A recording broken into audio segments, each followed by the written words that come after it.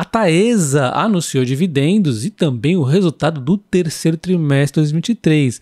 É importante seu like nesse período de anúncio de resultados, porque eu faço muitos vídeos e o YouTube não gosta nunca quando eu encho de vídeos aqui na plataforma, tá? De uma vez só e do nada. Então, deixa o like e o comentário. Começando aqui com o resultado trimestral, daqui a pouco a gente vê o dividendo. E o resultado trouxe, então, uma receita que aumentou 3,9%. No entanto, o EBITDA aumentou apenas 0,7%.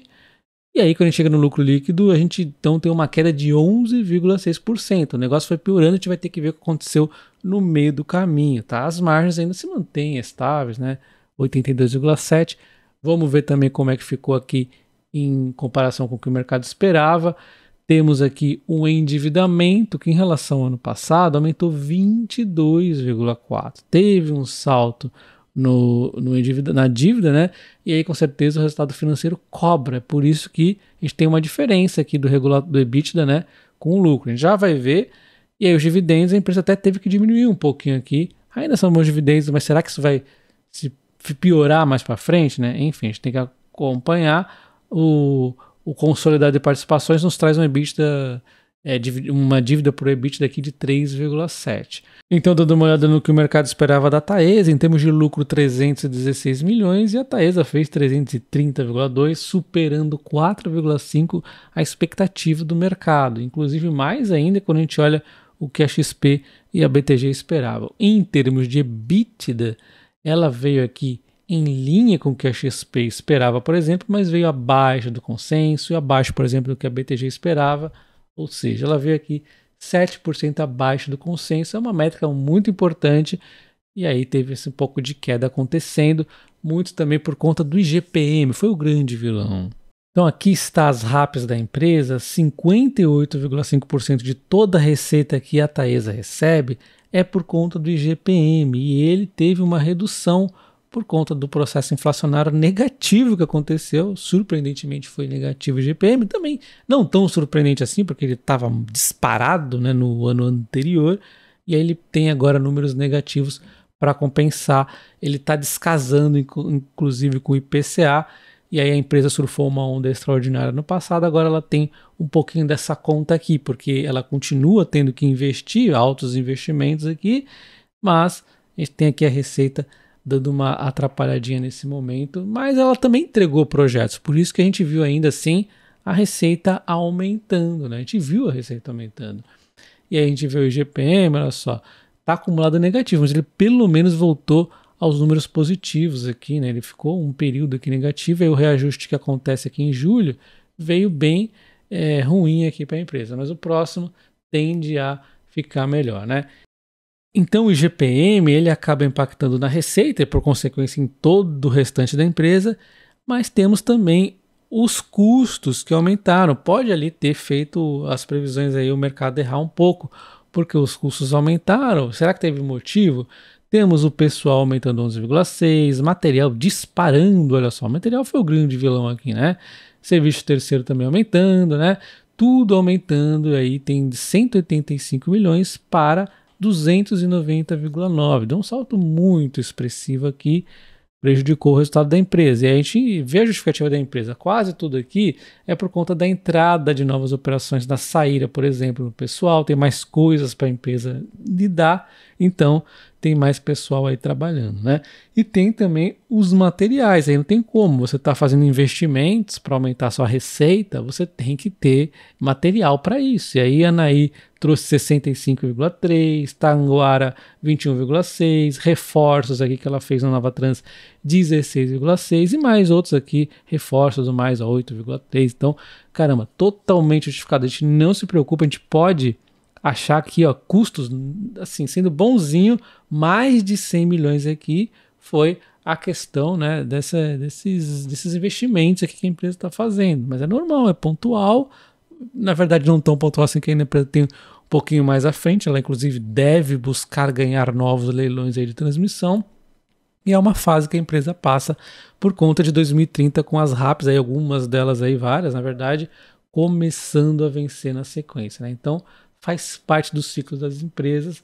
E aí a gente tem então o endividamento, que também vem na mesma conta dos investimentos, né?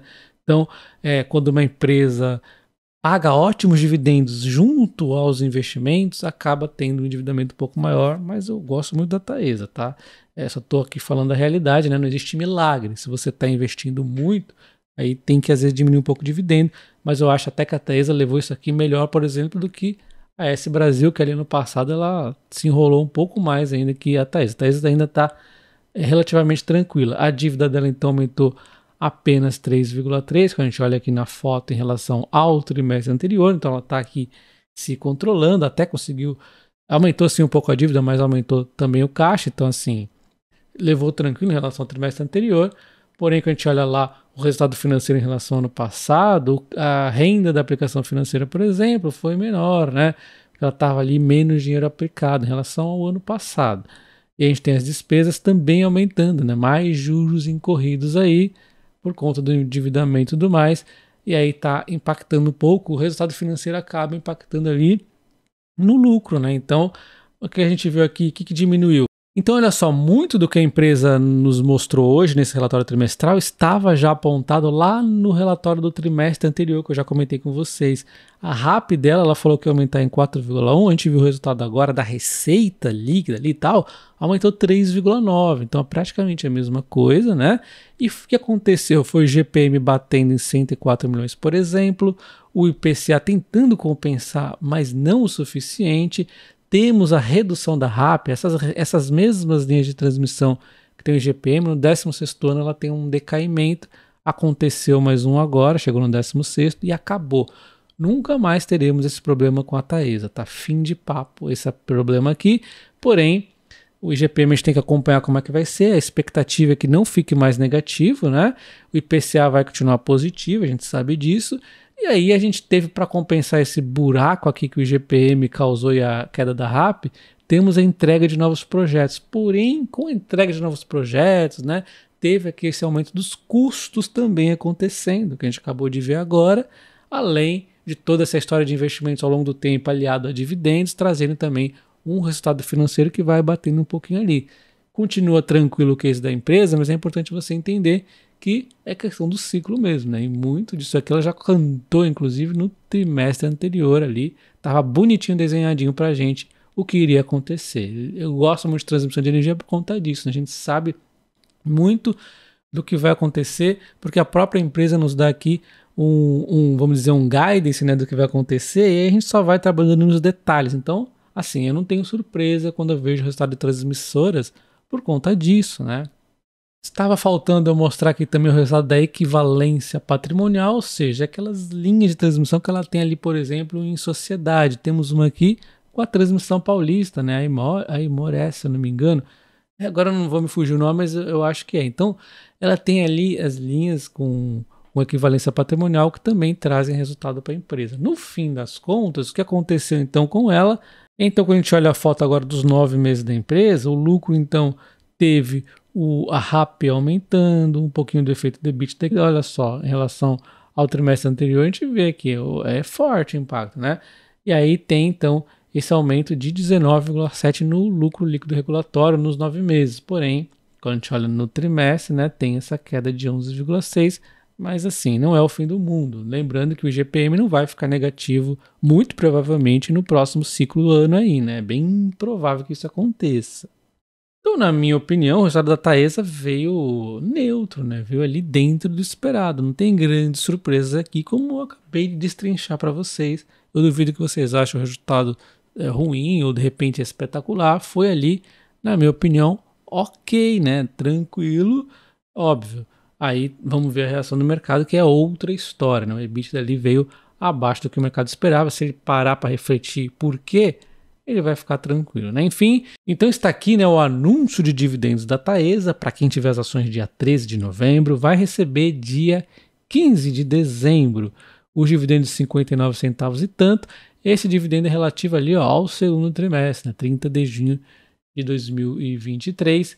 Então tá aqui o líquido bonitinho, né? Já para quem tiver as ações, então dia 13 de novembro, vai receber o dividendo dia 15 de dezembro, 59 centavos e tanto aqui, dando 1,66 de dividend yield de uma só vez, sendo que Quem quiser receber R$1.000, por exemplo, de dividendo, vai ter que ter ali R$60 mil investido na Taesa, só a título de exemplo, tá?